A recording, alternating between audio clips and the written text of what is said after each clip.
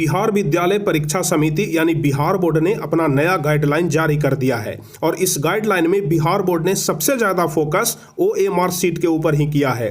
Bihar board ने यह स्पष्ट कर दिया है कि अगर ओएमआर शीट को सही सही भरते हैं तभी आपका कॉपी जांच किया जाएगा, तभी आपके कॉपी में नंबर दिया जाएगा। अगर किसी तरह का कोई भी गलती आप लोग ओएमआर शीट में कर देते हैं तो फिर आपके कॉपी को पेंडिंग में रखा जाएगा, यानी कि आपके कॉपी का जांच ही नहीं किया जाएगा। तो उम्मीद करते हैं कि आप लोग इस वीडियो को शुरू से लेकर के अंत तक देखेंगे, क्योंकि आप लोगों को भी परीक्षा देना है और हम नहीं चाहते हैं कि आप लोग भी किसी तरह का कोई गलती कर दें। तो परीक्षा से पहले हम आपको ओएमआर शीट भरने के लिए सिखाएंगे और प्रैक्टिस करने के लिए वह ओएमआर शीट भी आपको देंगे जो अभी आप लोग अपने स्क्रीन पे देख रहे हैं। तो हम आपको इस वीडियो में यह भी बताएंगे कि यह वाला ओएमआर शीट जो अभी आप लोग स्क्रीन पे देख रहे हैं इसे आप लोग कैसे डाउनलोड कर सकते हैं, क्योंकि बिहार बोर्ड ने एक सिंपल पेपर जारी किया है जिसके माध्यम से आप लोग ओएमआर को प्रिंट निकलवा करके खुद से घर पर एक दो बार प्रैक्टिस करिए ताकि ओएमआर शीट में कभी किसी तरह का कोई गलती ना हो। तो हम आपको बताएंगे कि कहां से आप लोग डाउनलोड कर सकते हैं, लेकिन फिलहाल हम आपको बताते हैं कि ओएमआर शीट में अपना नाम, रोल कोड, रोल नंबर, विषय कोड, रजिस्ट्रेशन नंबर, यह सब कुछ जानकारी कैसे भर सकते हैं और वो भी बिल्कुल सही सही, क्योंकि अगर एक बार गलती हुआ तो आप उसे दोबारा मिटा नहीं सकते हैं, व्हाइटनर का प्रयोग नहीं कर सकते हैं, ब्लेड का प्रयोग नहीं कर सकते हैं, ना ही नाखून का प्रयोग कर सकते हैं। तो चलिए शुरू करते हैं और हम आपको बताते हैं कि किस तरीके से आप लोग सही सही और सटीक रूप से ओएमआर शीट को भरेंगे। तो सबसे पहले यदि आप लोग अभी तक इस वीडियो को लाइक नहीं किए हैं तो जल्दी से आप लोग इस वीडियो को लाइक कर दीजिए। अगर चैनल को सब्सक्राइब नहीं किए हैं तो जल्दी से आप लोग चैनल को सब्सक्राइब कर दीजिए ताकि इसी तरह का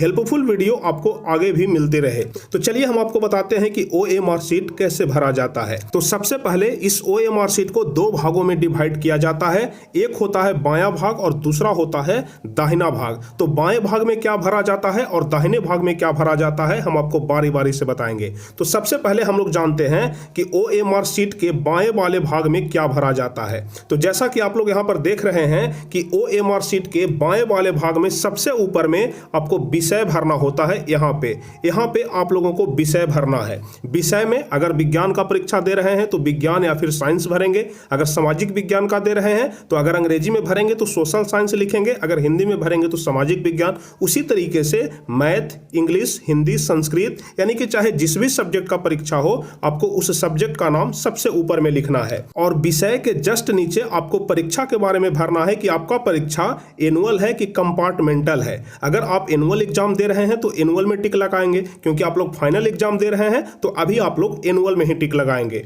उसके नीचे पाली यानी सिटिंग के बारे में भरना है कि आप लोग फर्स्ट सिटिंग में परीक्षा दे रहे हैं कि सेकंड सिटिंग में। अगर जो स्टूडेंट फर्स्ट सिटिंग में दे रहे हैं तो फर्स्ट सिटिंग पे अपना टिक लगाएंगे और जो स्टूडेंट सेकंड सिटिंग में दे रहे हैं तो सेकंड सिटिंग पर जाकर के टिक लगाएंगे। तो तीन चीज तो आप लोग भर लिए। और उसके बाद चौथे नंबर पर आता है सब्जेक्ट कोड यानी विषय कोड। अब आप लोग सोचेंगे कि सर विषय कोड कहां से मिलेगा, तो विषय कोड आपको देखना है एडमिट कार्ड के ऊपर। एडमिट कार्ड के ऊपर हर एक सब्जेक्ट के सामने विषय कोड लिखा हुआ रहता है जो कि 3 अक्षर का होता है। तो उस विषय कोड को यहां पर भर देना है। जैसे मान लिया जाए कि आपका विषय कोड है 726, तो सबसे पहले 7, उसके बाद 2, उसके बाद 6, यानी कि 726 भर देना है।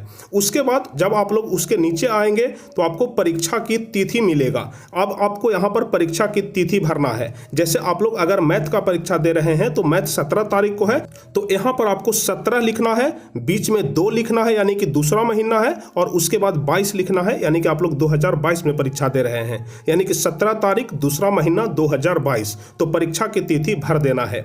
और उसके नीचे आ रहा है उत्तर देने का माध्यम, यानी कि आप लोग जो उत्तर लिखेंगे अपने कॉपी में वह हिंदी लैंग्वेज में लिखेंगे कि इंग्लिश लैंग्वेज में लिखेंगे। तो अक्सर बच्चे हिंदी में लिखते हैं तो हिंदी भरेंगे, जो बच्चे इंग्लिश में अपना जवाब देंगे तो वह यहाँ पर इंग्लिश भर देंगे। और देखिए उसके नीचे लिखा गया है कि क्या लेखन लिपिक उपलब्ध करवाया गया। यहाँ पर बच्चे अक्सर आकर के फंस जाते हैं और टीचर से पूछते हैं कि सर इसमें हाँ में टिक लगाएं कि नहीं में लगाएं। तो देखिए इसका कहने का मतलब हुआ कि क्या लेखन लिपिक उपलब्ध कराया गया। जैसे जिनके आंख से दिखलाई नहीं पड़ता है, वह अपना जवाब कैसे लिखेंगे? तो उनके बदले में क्या होता है कि उस लड़के के बदले में एक दूसरा लड़का को बैठाया जाता है और जो वह लड़का बोलता है उसी चीज को वह लड़का लिखता है, यानी कि वहां पर लेखन लिपिक उपलब्ध करवाया जाता है। तो इसी चीज के बारे में पूछ रहा है कि क्या लेखन लिपिक उपलब्ध करवाया गया? तो अक्सर बच्चे इसमें नो में ही टिक लगाते हैं और आपको भी नो में ही टिक लगाना है। तो नो में यहां पर आपको टिक मार देना है। तो कुल मिलाकर के दाएं भाग में आपको इतना ही कुछ लिखना होता है,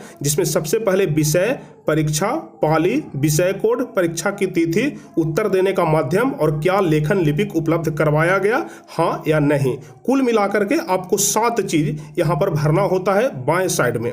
अब चलिए हम लोग दाहिने साइड में जाते हैं और दाहिने साइड में देखते हैं कि हमें क्या क्या भरना है। तो दाहिने साइड में सबसे ऊपर में आपको रोल कोड भरना होगा और उसके बाद रोल नंबर भरना होगा और उसके नीचे पंजीयन क्रमांक यानी कि रजिस्ट्रेशन नंबर भरना होता है और रजिस्ट्रेशन नंबर के बगल में आपको विषय कोड भरना होता है, जैसा कि आप लोग यहां पर देख रहे हैं। तो चलिए हम आपको बारी बारी से बताते हैं कि रोल कोड और रोल नंबर हम लोग कैसे भरेंगे। तो जैसा कि अभी आप लोग स्क्रीन पे देख रहे हैं कि रोल कोड और रोल नंबर का 2 कॉलम बना हुआ है। सबसे पहले रोल कोड हम लोग भरेंगे। जैसे मान लिया जाए कि हम लोगों का रोल कोड है 22-007। ध्यान रखिएगा आप लोग, 22-007 अगर हम लोगों का रोल कोड है तो हम लोग ऊपर में लिख देंगे 22-007। ध्यान रखिएगा। अब आप लोगों को यहाँ पर सबसे मुख्य रूप से ध्यान यह देना है कि पहले कॉलम में यदि हम लोग 2 लिखे हैं तो हम लोग 2 को पहले कॉलम में रंग देंगे, जैसा कि आप लोग यहाँ पर देख रहे हैं। अगर दूसरे कॉलम में हम लोग 2 को रंग रहे हैं तो यहाँ पर 2 को ही रंगेंगे। अगर तीसरे कॉलम में 0 लिखा हुआ है तो हम लोग 0 को ही रंगेंगे। उसके बाद चौथे कॉलम में फिर से 0 लिखा हुआ है तो हम लोग 0 को रंग देंगे और उसके बाद 5वें कॉलम में 7 लिखा हुआ है तो हम लोग 7 को रंग देंगे।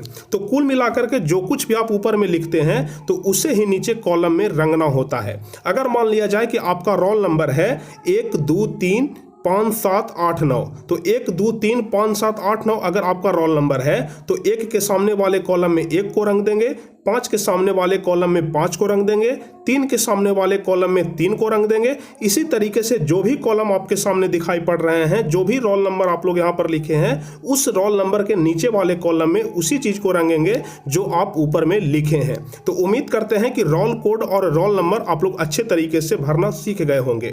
अब उसके बगल में आता है विषय कोड, जो कि आप लोग यहाँ पर देख रहे हैं। विषय कोड अब आपको कहाँ से मिलेगा? तो विषय कोड भी आपको एडमिट कार्ड पर ही मिल जाएगा। जैसे मान लिया जाए कि आपका विषय कोड है BED, तो ध्यान रखिएगा अगर आपका विषय कोड BED है तो B के सामने वाले कॉलम में B को रंग देंगे, D के सामने वाले कॉलम में D को रंग देंगे और E के सामने वाले कॉलम में E को रंग देंगे।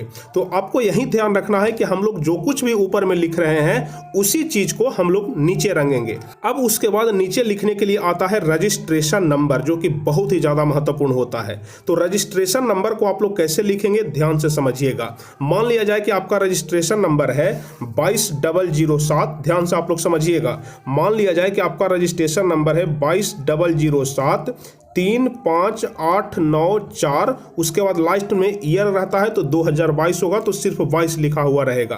तो 2 के सामने वाले कॉलम में 2 को रंगेंगे, फिर से 2 के सामने वाले कॉलम में 2 को रंगेंगे, 0 0 है तो दोनों 0 को रंग देंगे और 7 है तो हम लोग 7 को रंग देंगे। यानी कि जो कुछ भी हम ऊपर में लिख रहे हैं उसी चीज को नीचे हम लोग कॉलम में भी रंगेंगे। यहाँ पर आप लोग एक महत्वपूर्ण बात जरूर ध्यान रखिएगा कि हमेशा वॉल पेन से ही रंगना है, क्योंकि बिहार बोर्ड साफ कह दिया है कि वॉल में आप लोग ब्लू या ब्लैक पेन यूज कर सकते हैं।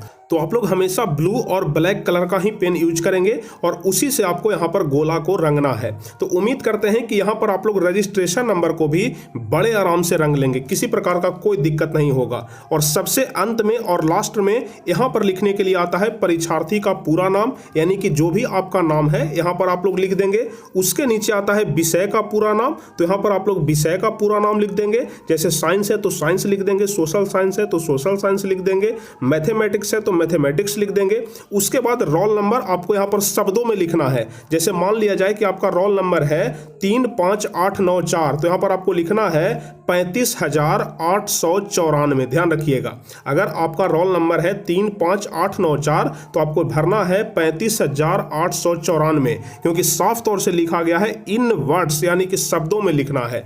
और उसके बाद सबसे नीचे लास्ट में है सिग्नेचर ऑफ कैंडिडेट, यानी कि स्टूडेंट का हस्ताक्षर, परीक्षार्थी का हस्ताक्षर। तो सबसे नीचे आप लोग यहाँ पर अपना अपना नाम भर देंगे, यानी कि अपना सिग्नेचर कर देंगे, और सिग्नेचर करने के बाद ही आपका यह पूरा OMR शीट भरा जाएगा। तो उम्मीद करते हैं कि अब आप लोग अच्छे तरीके से समझ गए होंगे कि OMR शीट को कैसे भरा जाता है। तो एक बार फिर से आप लोग यहाँ पर ध्यान से देख लीजिए कि OMR शीट को कैसे भरते हैं।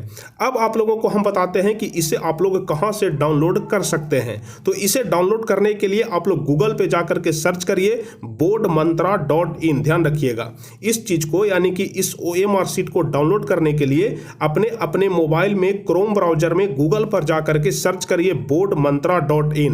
और जैसे ही आप लोग boardmantra.in वेबसाइट पे जाते हैं तो यहाँ पे आप लोग देख रहे हैं कि साफ तौर से लिखा गया है कि download OMR sheet for practice. तो यहाँ पर आप लोग प्रैक्टिस के लिए OMR शीट को डाउनलोड कर सकते हैं और इसे प्रिंट निकलवा करके आप लोग प्रैक्टिस भी कर सकते हैं, जो कि बिहार बोर्ड की तरफ से सैंपल पेपर जारी किया गया है। तो उम्मीद करते हैं कि आप लोग अभी तुरंत जाएंगे boardmantra.in वेबसाइट पे, वहां से इस चीज को डाउनलोड करेंगे और मुश्किल से 5 रुपया आपको लेगा इसे प्रिंट निकालने में। तो 5 रुपये का एक प्रिंट निकलवा लें और निकलवा करके इसे 1-2 बार प्रैक्टिस कर लें, उसे फोटो कॉपी करवा लें और फोटो कॉपी करवा करके 2-3 बार आप लोग प्रैक्टिस कर लें, ताकि OMR शीट भरने में परीक्षा में गलती ना हो। तो उम्मीद करते हैं कि आप लोग हमारी बातों को अच्छे तरीके से समझ गए होंगे।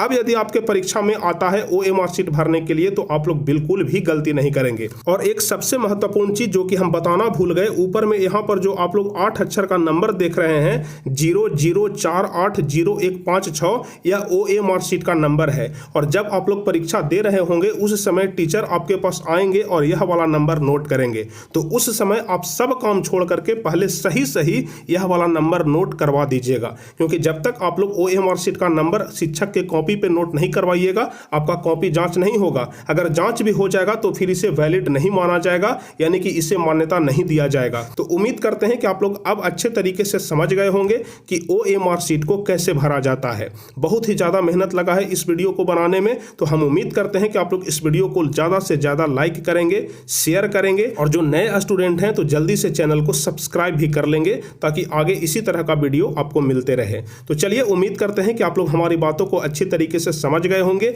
और हम भगवान से दुआ करते हैं कि आप लोगों को OMR शीट भरने में किसी तरह का कोई दिक्कत ना हो, कभी गलती ना हो। हम भगवान से सिर्फ और सिर्फ यही दुआ करते हैं, क्योंकि एक बार गलती हो जाता है तो उसके बाद कॉपी पेंडिंग में चला जाता है। तो हम उम्मीद करते हैं कि आप लोग अब बिल्कुल भी गलती नहीं करेंगे, और इसे आप लोग boardmantra.in वेबसाइट पे जाकर के डाउनलोड करेंगे और वहां से 1-2 बार आप लोग प्रैक्टिस जरूर कर लेंगे। तो चलिए फिर मिलते हैं अगली वीडियो में कुछ इसी तरह के महत्वपूर्ण वीडियो के साथ। तब तक के लिए जय हिंद, धन्यवाद।